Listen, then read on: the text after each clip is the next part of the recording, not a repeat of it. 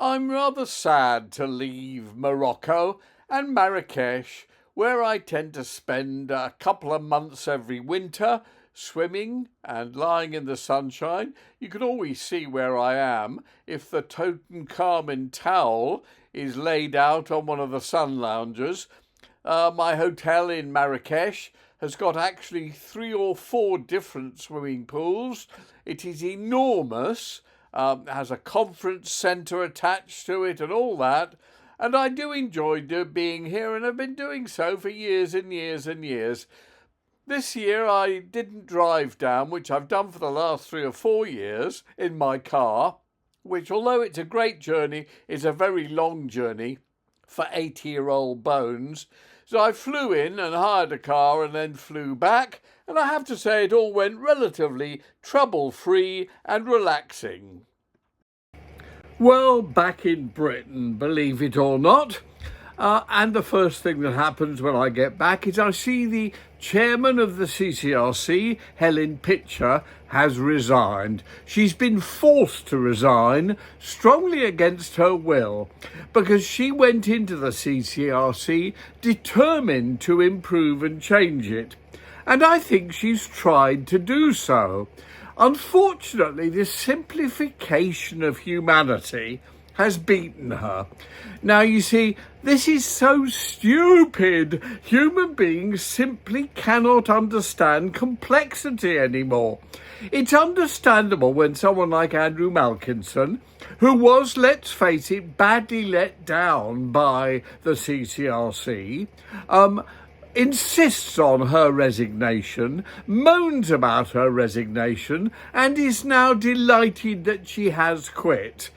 But the whole thing about Andrew Malkinson was before her time. The CCRC should have referred his case back to the Court of Appeal years before she took office.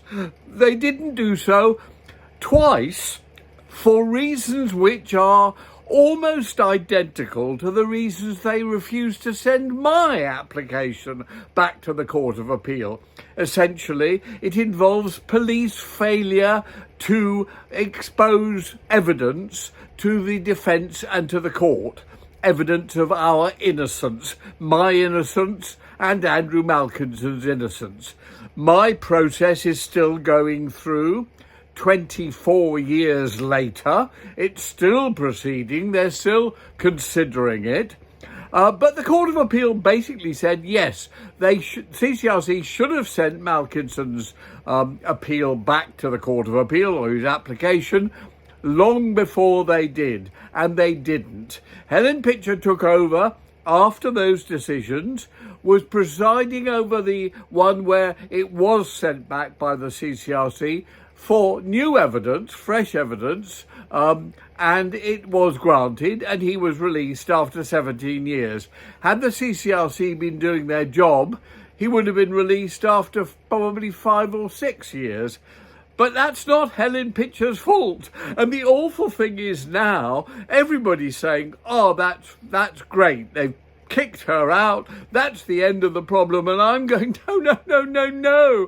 The problem is there. It's worse than ever. It's not just people like me. It's hundreds, thousands of others who were not properly looked after by the CCRC, which should have sent all our cases back to the Court of Appeal. And now they're just going to be pushed to one side and sort of ignored because everybody's saying we've booted out the chairman. Sorted. No, it's not fucking sorted, you wankers.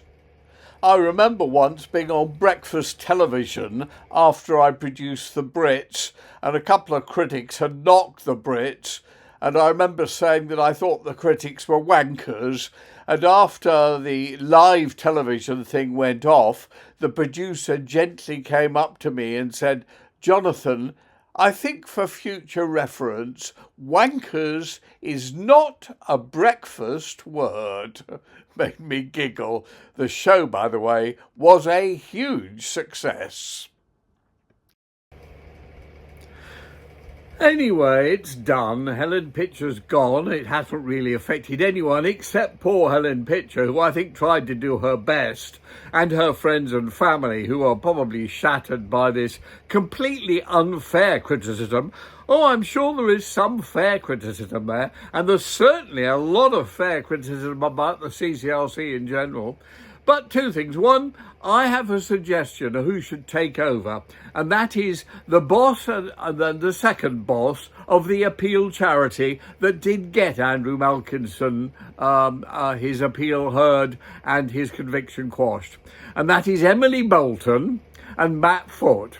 The two of them who run appeal ought now to be made joint chairman of the CCRC with the remit of sort this out, and also they would only accept it if they actually could get a huge increase in budget, because it really does need a huge increase in budget. We now know there are huge amounts of unfair convictions and wrongful convictions. It's not just the Malkinsons and the Jonathan Kings, but it's also all those post office people. 900 sub-postmasters found guilty, sent to prison. All of them now have had their convictions quashed. The defence lawyers in all cases completely useless on every level for every one of those 900. What is it, 2 or 3 different lawyers for each one? We're talking 3,000 or 4,000 completely useless lawyers, known in the trade as wankers. Anyway, that's got to be sorted out, and I think Emily and Matt from the appeal thing should immediately, A, get paid double whatever they're making now, B, move in there and sort out the CCRC, and they do a brilliant job. Anyway, that's my suggestion, and if you're listening, Keir Starmer, which I rather doubt if you are, let me know if you agree.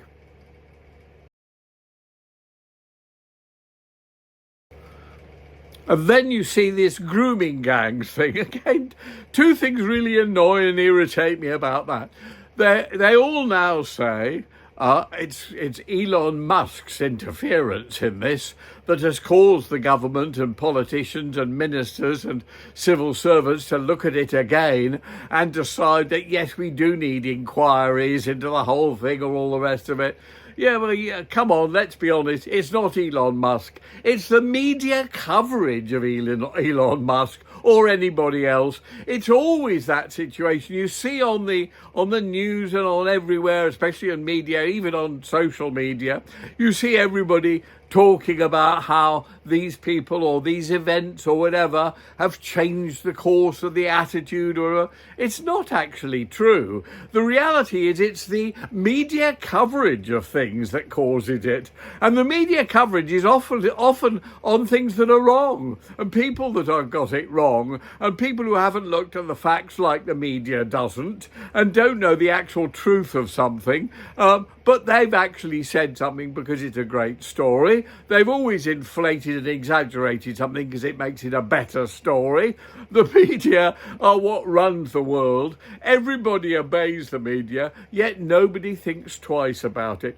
And the other thing you see is you see people like the ghastly lisping Lisa, one of the ministers. I can't keep up with who's what or even their full names, but lisping Lisa, who goes on television talking about survivors and victims.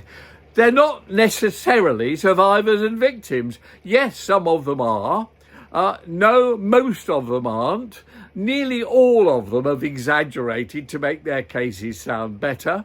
Some genuinely feel things happened that never happened, but time has changed their memories and media coverage has changed their memories too.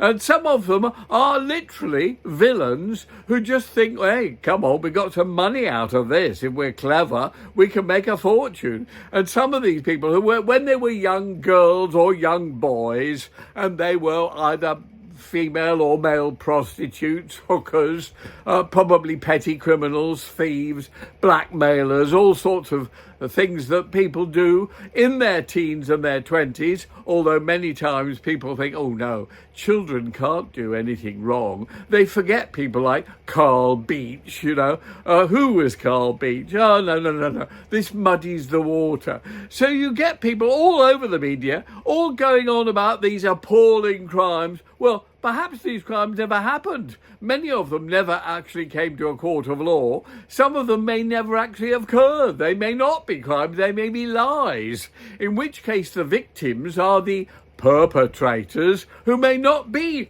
perpetrators, but maybe the victims of liars who want to make an awful lot of money. But people seem unable these days to think in two ways. It's perfectly possible that there are, in fact, I'd say it's certain, there are real victims who were abused in exactly the way they say. It's also perfectly possible, I go so far as to say there are, total liars who made the whole thing up. I said this about the post office scandal when everybody got their convictions quashed, and I said, now hang on a moment, there are probably some, possibly only a few, but certainly some who actually did rip off the post office and try and get away with a crime. You can't bunch it all in one. I really find it very, very disturbing that humanity has swallowed the stupid pill and refuses to accept the fact that you can have things that are black and white at the same time.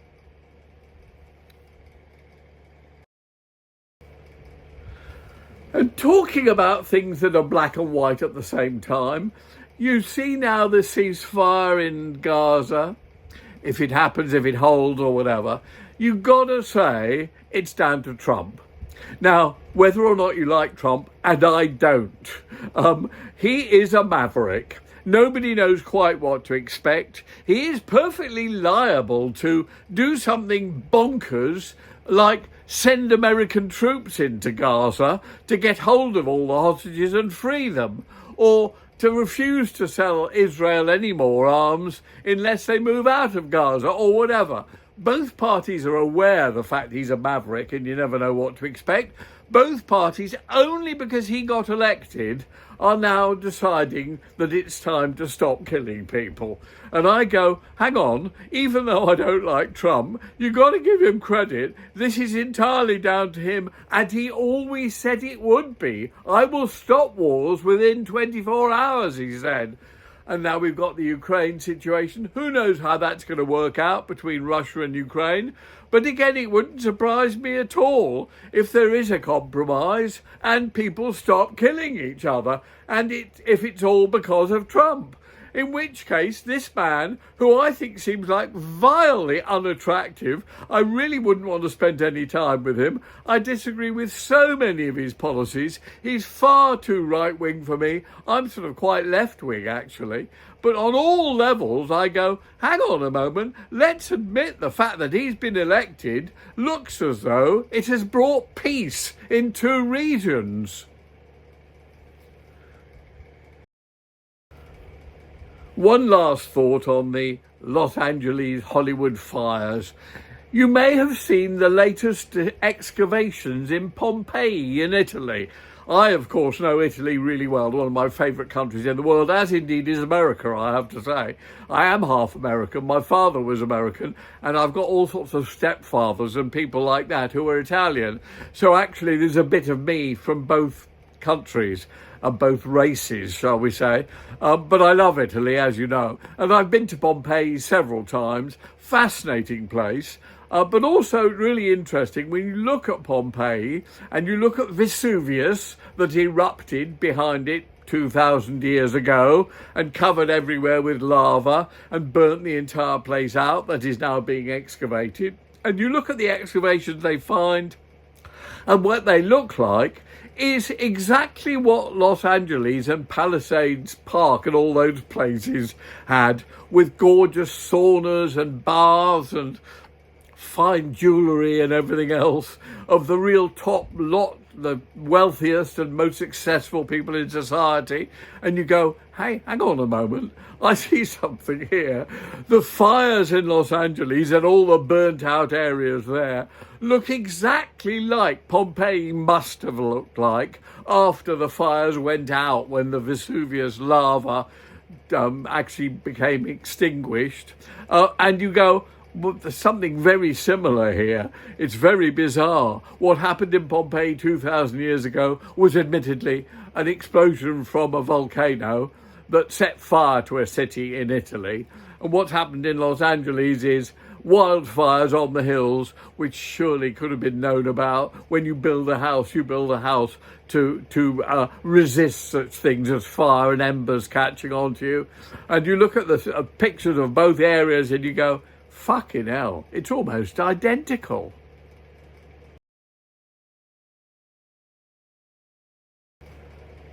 So the world continues in 2025, more bonkers than ever. Bonkers event succeeds bonkers event. Superficial thinking succeeds superficial thinking. People go on and on about one side of things without ever thinking there might be an element of the other side too. Who can say, as I've said earlier, humanity has swallowed the stupid pill? See you next time.